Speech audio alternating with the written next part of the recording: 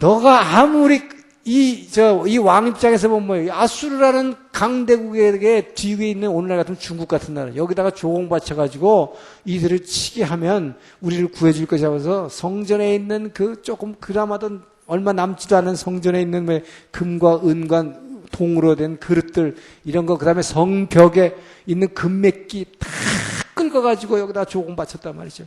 예, 그랬을 때 이사야가 아하스 왕에게 하는 얘기가, 우리에게는 하나님이 계십니다. 바로 보이지 않는 가 능력의 하나님이 이 땅을 지켜주실 것입니다. 당신은 하나님께 징조를 구하십시오. 그랬을 때 이 아하스 왕은 끊임없이 뭐예요? 나는 하나님한테 구하지 않겠다. 자, 이렇게 이 아하스 왕과 이사야와의 대결을 통해서 이제 드디어 메시아 탄생 뉴스가 이 땅에 떨어지는 것입니다. 자, 그래서 여기 나온 것이 바로 이사야 7장 14절의 말씀입니다. 이사야 7장 14절에서 이사야가 아하스 왕에게 보내요. 당신은 하나님께 징조를 구하시오. 만약에 당신이 징조를 구하지 않는다면 오히려 하나님 쪽에서 당신에게 사인을 징조를 주실 것입니다. 그 징조는 이러하다. 그 징조가 뭡니까? 바로 처녀가 잉태하여 아들을 낳으리니 그 이름을 임마누엘이라 하는 것입니다. 오늘날 우리가 이거 읽으면 하나도 은혜가 안 돼. 오늘날은 처녀가 잉태하는 게 너무 많으니까 이게 처녀 징조가 아니다 이 말이죠. 그러나 그 당시 이스라엘에서는 처녀가 잉태를 하거나 처녀가 가늠하면 뭐예요? 돌에 맞아 죽을 때이기 때문에 이것은 엄청난 사인이죠. 처녀가 잉태해서 10개월을 들키지도 않고 10개월을 있다가 잉태해서 아들을 낳는다는 게 이건 기적이다 이 말이에요. 그래서 이 처녀가 잉태해서 아들을 낳는 것을 사인이라고 이렇게 얘기를 했어요. 그래서 이 예수님이 오실 것을 여기서 먼저 선포하고 나오게 되는 거죠. 바로 이 아하스에게 경고하는 과정에서. 자, 그러면서 계속해서 이사야 9장 6절에서 뭡니까? 우리가 크리스마스 때 많이 읽는 구절이에요. 이게 뭡니까? 우리에게 한 아기가 낳고 한 아들을 우리에게 주신 바 되었는데 그의 이름은 기묘자라 모사라 전능하신 하나님의 아들이라 일컬음을 받을 것이요. 바로 그 한 아들을 우리에게 주시겠다. 그 하나님의 아들을 이 땅에 여인의 아들로서 보내주시겠다고 하는 것을 구체적으로 얘기하고 있고, 그리고 나서 이사야 11장 1절에서 3절을 통해서 이 아들이 어디를 통해서 나올 것이냐, 이것이 바로 이 다윗의 줄기를 통해서 다윗의 후손으로 다윗 언약이 이루어진다고 하는 약속을 보이는 것입니다. 그래서 여기서 이새의 뿌리, 다윗의 아버지 집안이죠. 이새의 줄기에서 한 싹이 날 것이며 이새의 뿌리에서 한 가지가 나서 결실할 것이다. 이 한 싹이 난다, 한 가지가 난다 하는 것이 뭡니까? 이것이 이 다윗의 후손을 통해서 메시아 예수 그리스도를 이 땅에 보내주겠다는 이 놀라운 약속을 바로 이사야를 통해서 하고 있다는 것입니다. 자, 그러면서 바로 이 메시아를 이 땅에 보내주신 이유를 설명하면서 바로 그분이 이 땅에 보내신 것은 이 땅에서의 그 주님의 이 땅에서의 십자가의 사건과 부활을 얘기하고 있습니다. 자, 그래서 이사야 25장 8절에서 뭐라냐? 내가 이 땅에서 이 메시아를 보낸 다음에 이 산에서, 이 산이 어떤 산이겠어요? 바로 예루살렘, 아브라함이 이삭을 드렸던 이 모리아산, 내가 이 산에서 사망을 영원히 멸할 것이며, 바로 이 사망을 멸함으로 말미암아 내가 이 세상 모든 사람들의 눈에서 눈물을 씻어주리라. 이 말씀을 바로 이사야서를 통해서 이렇게 말씀하신 것입니다. 이 산에서, 바로 이 예루살렘에서 그 보내신 메시아의 십자가 사건을 통해서 이 세상에서 사망을 완전히 멸함으로 말미암아 이 모든 인간의 눈에서 눈물 없애주겠다. 이것이 바로 석가모니하고 다른 점이다. 석가모니는 어떻게 했냐? 이 상여가 막 나가는데 어떤 사람이 슬피 울면서 막 우니까, 당신이 왜 이렇게, 여인이야 왜 이렇게 웁니까? 우리 남편 젊었는데 내가 지금 청산가부가 됐다고, 이렇게 빨리 죽어버렸으니 어떡하냐고 엉엉 우니까 말이야. 사람이란 건 다 죽는 거야. 이 동네 물어봐. 안 죽은 사람 어딨냐. 이게 바로 석가모니 얘기한 거예요. 이게 바로 다른 것입니다. 바로 예수가 복음이라고 하는 것은 그건 구원이라고 하는 것이, 구원이 있다는 것이, 대안을 제시하는 것입니다. 인생이란 건 다 죽는 것이다. 그러니까 다 허무한 것이다. 이렇게 버리면 이건 아무것도 아니다 이 말이에요. 그러나 뭐예요? 내가 이 산에서 이 사망을 영원히 멸함으로 모든 사람의 눈에서 내가 눈물을 씻어주겠다는 것입니다. 바로 사망을 이기신 그 주님을 얘기하고 그 주님을 믿는 자에게는 뭐예요?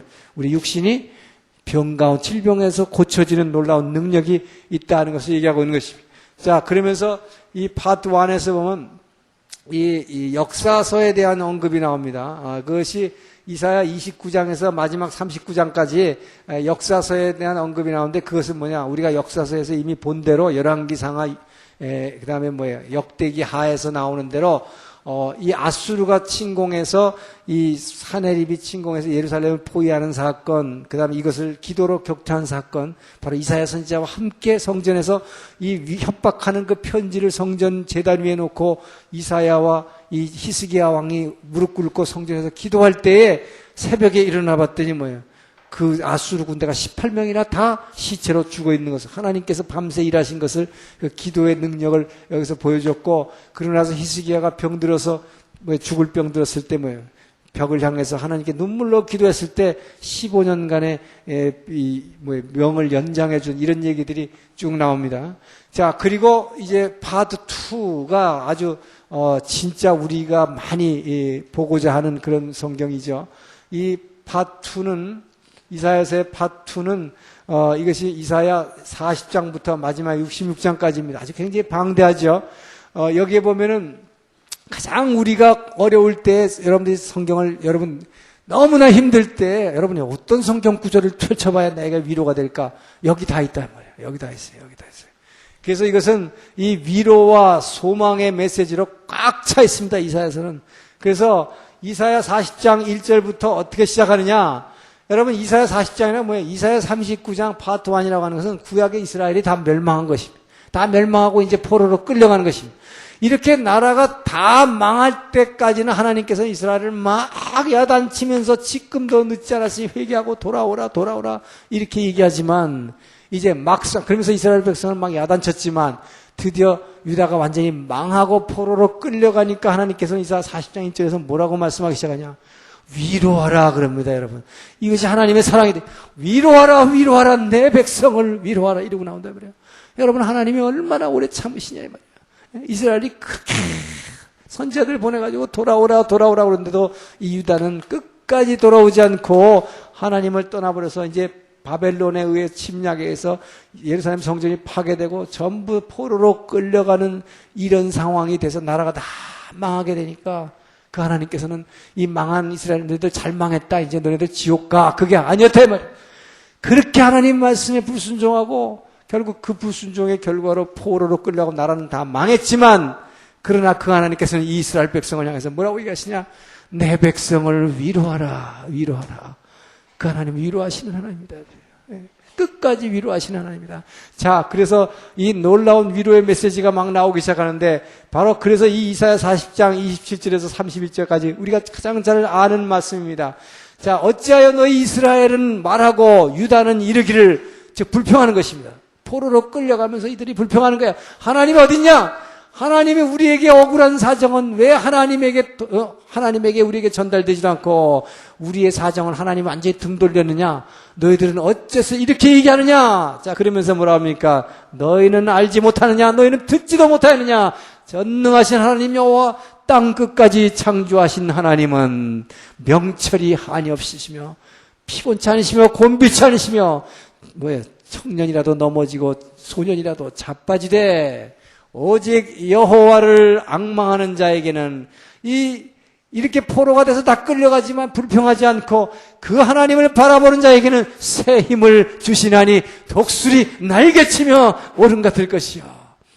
바로 그 놀라운 우리가 정말 어려울 때 우리가 붙잡고자 하는 이 말씀이 바로 이스라엘이 유다가 완전히 망하면서 포로로 끌려갈 때 그 하나님께서 위로하라 내 백성을 위로하라 하시면서 주신 말씀입니다. 너희들은 내가 너를 버렸다고 하지만 그러나 그 가운데서도 너희들은 이 땅 끝까지 창조한 여호와 하나님께서 그를 쳐다보고 그를 붙드는 자에게 독수리 날개치며 오르는 힘. 이것은 전에 제가 말씀드렸지만 여러분 꼭 육체적으로 피곤할 때 새벽기도 나가지고 엎드릴 때 이 독수리 날개치며 힘을 얻는 거 이것만 있는 것이 아니다 이 말이에요. 여러분들이 정말 재정적으로 어려워가지고 완전히 여러분이 의지하는 돈이 다 바닥이 났을 때도 아무것도 없지만 바로 이때 그 여호와를 앙망하는 자에게는 새 힘을 주시나니 독수리 날개치며 오를 것 같은 이 에너지, 이 능력, 이 힘, 이게 뭡니까? 여러분에게 그 경제적인 모든 능력도 회복시켜 줄 것입니다. 여러분들이 육체적으로 힘들었을 때도, 경제적으로 어려울 때도, 여러분이 가정에 어떤 어려움이 있을 때도 그 여호와를 앙망하는 자에게는 독수리 날개 치며 오르는 그 새 힘을 불어주시겠다고 위로하시는 그 하나님, 이 말씀을 붙드시기 바랍니다. 끊임없이 주님은 얘기합니다. 우리들은 어려울 때, 이 포로로 끌려갈 때 이스라엘 백성이 뭐라고 그러냐? 이스라엘 백성은 이사야 49장 14절 15절의 말씀을 통해서 오직 시온이 이르기를, 시온이 이르기를 뭐라고 그러느냐? 우리 하나님은 우리를 잊어버리셨다. 하나님은 우리를 버렸다. 너희들은 이렇게 얘기하지만 여인이 어찌하여 그 품에 젖먹는 자를 잊어버리겠으며 어찌하여 자기 태에서 난 아들을 불쌍히 여기지 않겠느냐? 너희는 나를 잊을지라도 나는 그들을 결코 놓지 않으시라. 여러분, 우리가 힘들고 어려울 때 그 주님 나를 버렸다 그럽니다. 그 하나님은 어디 갔냐 그럽니다. 그러나 그 하나님께서는 분명히 말씀하십니다. 전에도 말씀했지만 하나님은 창세전부터 그리스도 안에서 우리를 잉태하시고 우리를 사랑하시고 하나님의 자녀로서 누릴 모든 권리를 이미 약속하신 분입니다. 그때부터 사랑하신 그 하나님은 우리가 너무나도 지금 이 세상 가운데 어려울 때에도 그분은 바로 여인이 자기 태에서 난 자를 어찌 긍휼히 여기지 않냐, 자기 가슴에서 젖먹고 있는 자를 어떻게 잊어버리겠느냐? 너희는 나를 놔버렸을지라도 나는 결코 너희를 놓지 않을 것이다. 잊어버리지 않을 것이다. 그 주님은 지금도 여러분을 붙들고 계시다고 하는 것을 얘기하고 계는 것입니다. 그러나 이스라엘은 끊임없이 불평했던 것입니다. 자, 이러면서 이 하나님께서는 또 이사야를 통해서 이렇게 포로 끌려가가지고 그 고통 가운데서 이렇게 불평할 때에 주님께서 계속 주시는 말씀이다 말이에요. 이사야 43장 1절에서 3절까지 말씀이 이게 뭡니까? 우리가 잘 아는 말씀입니다. 야곱아, 너를 조성한 자가, 너를 만드신 이가 너희에게 말하노니 내가 너를 구속하였고 내가 너를 지명하여 불렀느니 너는 내 것이라. 너는 내 것이라. 여러분, 이 음성은 원종수 권사에만 듣는 것이 아니다. 여러분도 새벽에 날마다 무릎을 꿇을 때에 주님께서 여러분에게 말씀하시는 거예요. 여러분이 바로 이 말씀을 붙드시기 바랍니다. 야곱을 조성하는 자가 너에게 말한다. 바로 뭡니까? 여러분, 나를 지으신 그분이 여러분에게 말하는 것입니다. 내가 너를 구속하였고 내가 너를 죄 가운데에서 내 아들의 피로 말미암아 너를 끄집어냈고 내가 너를 지명해서 나의 자녀로 불러서 너는 내 것이다. 주님께서는 여러분을 그렇게 사랑하고 계시는 것입니다. 여러분이 엎드릴 때마다 그분께서는 친히 여러분께 그렇게 말씀하실 것입니다.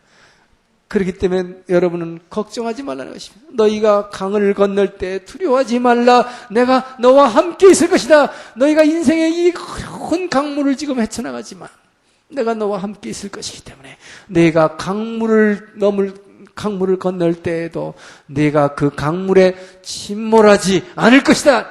왜? 내가 너를 지었고 내가 너를 구속해서 내가 너를 나의 자녀로 삼았기 때문에 내가 네가 그 어려운 물 속을 갈 때도 내가 너와 함께 있을 것이다. 넌 결코 그 어려운 강물 속에서 너를 침몰하지 않을 것이다.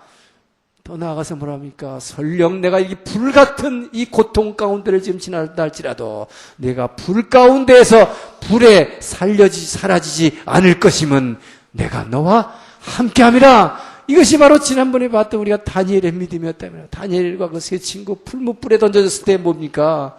불 속에 들어가서도 사라지지 않을 것은 바로 주님께서 말씀하시겠다. 왜 그렇습니까? 내가 너를 구속하였고 내가 너를 지명해서 불렀나니 너는 내 것이기 때문에 여러분은 나의 것이 아니라 하나님의 것이기 때문에 여러분, 그 하나님께서 이 창세기에서 에덴 동산에 그 하나님이 우리를 지으시고 흙덩어리로 지으셨다 그랬어요. 이렇게 흙덩어리로 지으시고 하나님 뭘 불어넣으셨다 그랬어요? 생기를 불어넣어서 지으셨다. 여러분께서 하나님이 우리를 지으실 때는 우리를 하나님의 형상을 닮아서 지으시고 생기를 불어넣어서 우리로 하여금 이제 의식이 있는 피가 흐르고 움직이는 존재로 지으셨다. 이건 굉장히 중요한 얘기입니다. 하나님의 형상을 닮아서 지었다는 것. 그렇기 때문에 우리는 인간 한 사람 한 사람이 왜 한 영혼 한 영혼이 귀한가? 우리는 전부 다 뭡니까? 하나님의 형상이기 때문에 우리가 바로 이 삶을 통해서 그 하나님의 예수의 형상을 나타내야 될 그 예수 같은 존재로 변화되어야 할 고귀한 존재이기 때문에 우리는 너무나 귀한 존재다. 그렇기 때문에 짐승과는 다른 엄청난 존재다. 그러나 에덴 동산에서부터 사탄은 끊임없이 뱀의 형상을 통해 사탄은 무슨 형상을 떴어요? 짐승의 형상으로 나타났어요. 하나님은 무슨 형상으로 나타났어요? 사람의 형상으로 나타나는 것입니다. 이것이 축복인 것입니다. 하나님이 이 땅에 나타날 때마다 끊임없이 사람의 형상으로 나타나셨어요. 그렇기 때문에 우리를 하나님의 형상을 닮아서 지었기 때문에 하나님은 반드시 사람의 형상으로 나타나는데 사탄은 끊임없이 짐승의 형상으로 나타나는 것입니다. 그래서 우리로 하여금 뭐예요? 끊임없이 짐승과 같이 먹고 마시고 싸는 거, 섹스하고 이런 데만 관심 갖게 만든다 이 말이죠. 그래서 우리를 짐승으로 만들려고 하는데 그렇기 때문에 우리는 너무나 고귀한 존재다. 그런데 우리가 알아야 될 것은 뭡니까? 그분이 우리에게 생기를, 우리에게 호흡을 주심으로 말미암아 우리가 살고 있고 이 호흡은 언제든지 그분이 걷어가실 것입니다. 그렇기 때문에 이스라엘을 조성하신 이가 말하는 것입니다. 내가 너를 구속하였고 내가 너를 불렀나니 너는 내 것이라. 그렇기 때문에 우리의 인생은 내 것이 아니라고 하는 것입니다. 너는 내 것이다. 우리의 생기를 그분이 주셨고 그렇기 때문에 내가 이 세상에 태어난 것도 내 뜻하고 전혀 관계없이 그분의 뜻이었고 또 어느 날 그분께 가는 것도 뭡니까? 그분이 이 생기를 걷어가시는 날, 이것이 내 인생이 끝나는 날이다. 이것도 누구에게 속했습니까? 하나님의 것이다. 그렇기 때문에 이게 뭐냐? 굉장히 우리는 귀한 존재다. 하나님의 형상으로 귀한 존재다. 그러나 이 귀한 존재가 이코로 하나님은 아니다 하는 것입니다. 근데 사탄은 뭡니까? 끊임없이 이것이 귀한 존재다, 귀한 존재다 자꾸 하다 보니까 뭐예요? 하나님 되려고 하면 네가 하나님 되라 하는 것이죠. 바로 하나님 되려고 했던 것이 타락이었어요. 그래서 우리는 이 귀한 존재이지만 우리가 하나님은 아니다. 이것이 축복인 것입니다. 왜? 그래서 하나님의 형상이라는 것입니다. 우리는 어디까지 in His image, in His likeness 그와 같은 모습으로 지은 것이 우리가 절대 하나님 아니다. 근데 우리 인간은 뭐예요? 잘났다 하면 끊임없이 가도 자꾸 하나님 돼버리는 거예요. 이것이 타락하는 것이요. 이것이 천사가 타락해서 이것이 바로 사탄이 되는 것입니다. 그래서 그 하나님은 우리에게 생기를 통해서 이것을 우리를 불러가시기 때문에 그분이 우리를 구속하셨고 우리는 그의 것이기 때문에 그분이 생기를 걷어가면 우리는 아무것도 아닌 존재. 여기에서 우리의 바로 겸손, 우리가 그 하나님 앞에 겸손하고 무릎 꿇어야 할 이유가 바로 여기에 있다는 것입니다. 그렇기 때문에 우리는 너무나 귀한 존재이지만 그럼에도 우리가 하나님이 아니기 때문에 우리의 모든 것은 그분이 우리를 구속하셨고 지명해서 불러서 우리는 그의 것이 됐기 때문에 완전히 그님 앞에 겸손하게 무릎 꿇어야 하는 것입니다. 그래서 우리는 지난번에도 말씀드렸지만 어떤 사람이 얘기하기를 내가 교회 안 나가는 이유가 있습니다.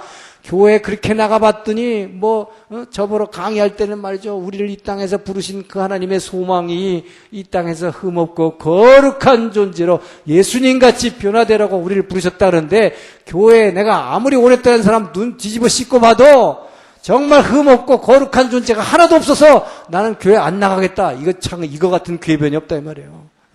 이거 같은 궤변이 없어요. 그렇기 때문에 교회가 있어야 되는 것입니다. 왜요? 전에도 말씀드렸지만 말이에요. 정말 이 땅에 있는 동안 우리가 온전하게 흠없고 완전히 거룩한 존재가 돼버리면 어떻게 돼요? 내가 예수다 이래버린다 말이죠. 내가 하나님이다. 이것이 바로 박태선 장로고 이게 문선명 이렇게 되는 거예요. 예?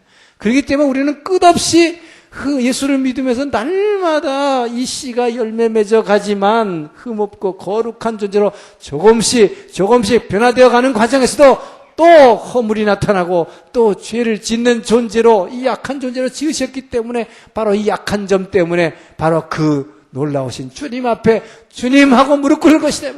오늘도 그 십자가의 주님을 바라보면서 회개할 수 있는 것이다. 이것이 은혜다 하는 것입니다. 그렇기 때문에 우리는 이 땅에 있는 동안 끊임없이 그분을 닮아서 변화되어 가겠지만은 온전하게 변화된 인간은 없다. 언제까지? 그렇기 때문에 여러분 성화의 과정은 어디까지 해야 성화가 끝난 것입니까? 끝은 없다 이 말이에요. 그 판단하는 건 누가 하신 거예요? 주님이 하시는 것이다. 제가 언제 비유를 들었는지 모르겠지만 이게 이거 같아요. 추곡 수매할 때 쌀 한 가마니를 갖다 A급, D급, 무슨 B급 뭐 할 때 이것을 쌀을 갖다 한 가마니 다 펼쳐놔서 곡식 하나하나를 다 요것도 흠없고 요것도 흠없고 이렇게 하냐 말이죠. 그렇게 안 하잖아요. 쿡 찔러보고서 이렇게 보면 뭐야. 이거는 A급이다. 상품이다. 꽝꽝 도장 찍어. 그래서 인치신다 그러는 거예요, 여러분. 우리가 완벽해서가 아니라, 우리 안에 너무나 흠이 있는 부분이 많이 있지만, 그분께서는 이 정도면 됐다! 꽝꽝! 이게 축복이다, 이 말이에요. 그렇기 때문에 여러분, 완벽한 존재로 우리가 이 땅에 있는 동안에 변화될 걸 기대하지 말라, 이 말이에요. 우리는 늘 흠이 있는 존재다. 그러나 그분의 것이다. 자, 그래서 그분은 이사야 41장 10절을 통해서 뭐라고 얘기합니까? 두려워 말라. 내가 너와 함께함이라. 놀라지 말라. 나는 너의 하나님이 됨이라 하는 것입니다. 여러분, 우리 무슨 일이 막 일어난 말이요. 깜짝 놀라. 아이고, 이게 나 신문에서만 나는 건 줄 알았더니 나한테도 이런 일이 일어나네. 어떻게 일어나나? 엄청 깜짝 놀란단 말이에요. 근데 뭐예요? 내가 내 하나님이라. 놀라지 말라 하는 것입니다. 내가 내 주인이요 너를 지은 자요 너에게 생기를 불어서 이 생명을 준 자일 뿐만 아니라 생명을 데려가는 자요 내가 너와 함께함이라. 모든 것을 할 수 있는 그 이가 나와 함께하는 것입니다. 그렇기 때문에 놀라지 말라 그러면서 뭐라고 그래? 내가 너를 정령 도우리라. 내가 너를 도운 사람은 나밖에 여호와 하나님밖에 없다. 내가 너를 도우리라. 나의 정령 의로운 손으로 너를 붙들리라. 놀라지 말고 두려워하지 말라는 것입니다. 바로 이 성경 구절을 붙들고 바로 그 유명한 옛날에 YS 같은 분도 그 야당 시절에 막 그렇게 힘들고 했을 때 이 구절을 붙들고 일어났다는 거 아니에요? IMF 때 많은 사장님들이 바로 이 구절을 붙들고 힘을 얻었다는 거 아닙니까? 바로 그런 우리에게 위로와 소망을 주는 말씀들이 전부 이사야에 집중되어 있습니다. 자, 그러면서 그 주님은 이 땅에 와가지고 무슨 사역을 할 것이 이 메시아의 사역에 대해서 얘기하는데 이 메시아의 사역 방향을 얘기하는 것이 이사야 61장 1절에서 3절. 이것이 뭡니까? 하나님의 신이 내게 임하였으니 성령께서 내게 임하였으니 하나님께서 내게 기름 부으사 가난한 자들에게 아름다운 복음을 전파하게 하려 하심이라. 자, 예수님의 이 땅에 오실 사역을 설명하면서 하나님의 신이 성령께서 그 주님에게 임하시고 기름 부으셔서 가난한 자들에게 아름다운 복음을 전파해서 이 땅에 하실 사역이 뭐냐? 그러면서 이 땅에서 사역의 전부 마음이 상한 자를 고치시며 여러분 예수 믿으면 제일 먼저 우리가 구원이 처음에 나타나는 게 뭐예요? 마음이 상한 자가 고쳐짐받는 것입니다. 고침받는 것입니다. 우울증이 낫는 것입니다. 회복되는 것입니다. 왜요? 성령으로 말미암아 마음이 상한 자를 고치시며 포로된 자에게 자유를 뭐에 포로됐습니까? 죄 가운데서 끊임없이 죄의식 속에 사로잡혀 있었는데 이 죄 가운데서 포로된 자에게 자유를 눌린 자에게 노임을 이 눌린 자가 뭐예요? 자기 사람으로 받은 상처, 누구 아버지로부터 받은 상처, 친구로 받은 상처, 엄마로부터 애인으로 받은 상처, 남편으로 받은 상처.